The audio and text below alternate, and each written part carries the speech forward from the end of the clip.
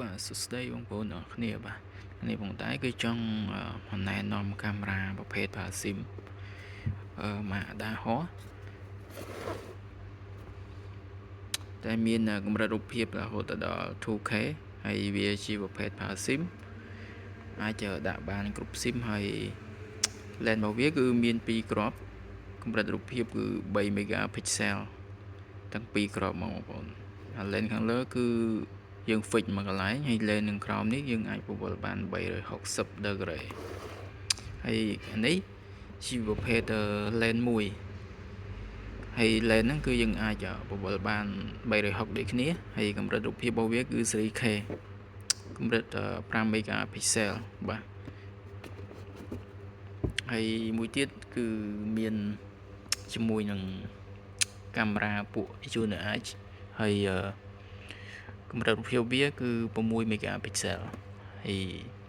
អានេះសុទ្ធតែកម្រិតរូបភាពច្បាស់ហើយមួយទៀតគឺមានជាមួយនឹង brand Isatvis គឺមានច្រើន mode មែនទែនមានថា effect indoor ឬ outdoor មានទាំងអស់ហើយកម្រិតរូបភាពវាគឺ 2K ហើយយើងអាចពវល់បាន360ដូចគ្នាហើយអានេះជាប្រភេទប្រើ Wi-Fi ហើយប្រើ SIM ក៏មានដែរ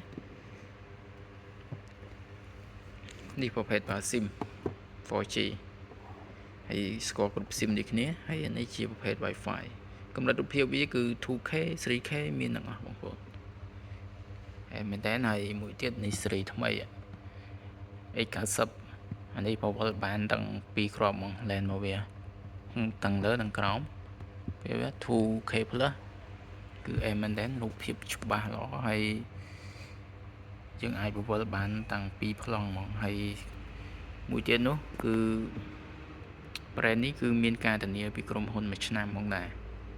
គឺមែនទេចឹងបងប្អូនដែលចង់បានកាមេរ៉ាដែលមានភាពងាយស្រួលដាក់មួយគ្រាប់ពីរគ្រាប់អីនៅផ្ទះបងប្អូនមិនបាច់ប្រើកាមេរ៉ាប្រភេទប្រើម៉ាស៊ីនទេបងប្អូនអាចប្រើប្រភេទនេះបានមែនទេហើយរូបភាពគឺច្បាស់មែនទេហើយ voice លេងអាចនិយាយឆ្លើយបានហើយមានមុខងារ night version color ទាំងយប់ទាំងលើទាំងថ្ងៃចឹងណា